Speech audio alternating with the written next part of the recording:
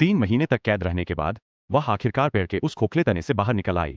यह कहानी यही खत्म होनी चाहिए थी, लेकिन यहाँ कोई भी चीज सचमुच खत्म नहीं होती। उस खोखले तने के अंदर एक नया जीवन भी था, जिसने अभी तक दुनिया नहीं देखी थी, और उसके पास अब ज्यादा समय नहीं बचा था। अगर मैं उसे लगातार खाना खिलाता रहता तो वह कभी उड़ना नहीं सीख पाता और उसी अंधेरे में दम तोड़ देता। इसलिए इस बार मुझे रुकना पड़ा। मैंने खाना देना कम कर दिया। ऐसा नहीं था कि मैं नहीं कर सकता था या मेरा मन नहीं था, बल्कि इसलिए क्योंकि जीने की कुछ क्षमताएं किसी के खिलाने से नहीं आती, उन्हें खुद सीखना पड़ता है। समय तेजी से बीता। उस तने के भीतर एक की जगह दो जीव हो गए।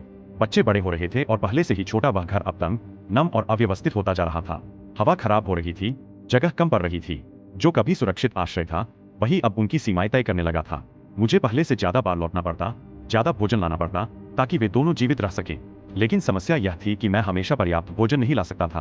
कभी फल मिलते, कभी कीड़े मकोड़े, और कभी कुछ भी नहीं। जंगल की ऊंची शाखाओं पर सिर्फ मैं ही भोजन नहीं खोज रहा था।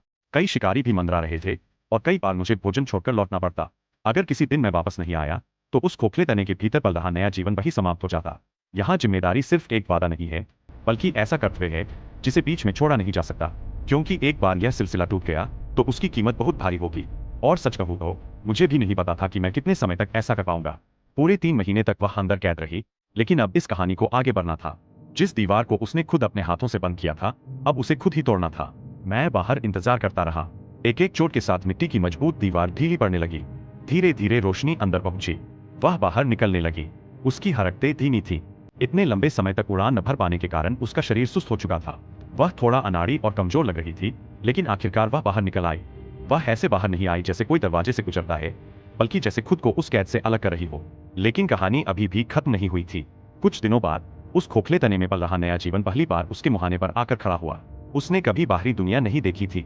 हवा, रोशनी और इतनी ऊंचाई उसके लिए बिल्कुल अनजान थी।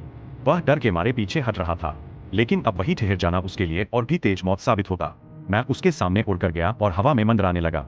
मैं उसकी जगह उड़ नहीं सकता था, जैसे कोई मेरी जगह वे 3 महीने नहीं जी सकता था। मैं बस इतना कर सकता था कि उसे यह समझा दूं कि अब उसके पास कोई दूसरा रास्ता नहीं है। उसने हिम्मत जुटाई, अपने शरीर की पूरी ताकत लगाई और धीरे धीरे उस संकरे तने से बाहर निकलने लगा। उसकी चाल लड़खड़ा रही थी, संतुलन बिगड़ रहा था। एक पल के लिए वह नीचे गिरने लगा, लेकिन हवा ने उसे थाम लिया। उसने अपने पंख फड़फड़ाने शुरू किए, और फिर वह उड़ने लगा। उस एक पल में पिछले 3 महीनों की सारी अनिश्चितताओं को आखिरकार एक जवाब मिल गया। कम से कम इस बार तो मिला।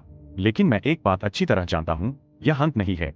अगले कई महीनों तक हमें उसके साथ रहना होगा, उसे भोजन ढूंढना सिखाना होगा, उसे जीवित रहना सिखाना होगा। इस जंगल में उड़ना सीख जाना सिर्फ शुरुआत है।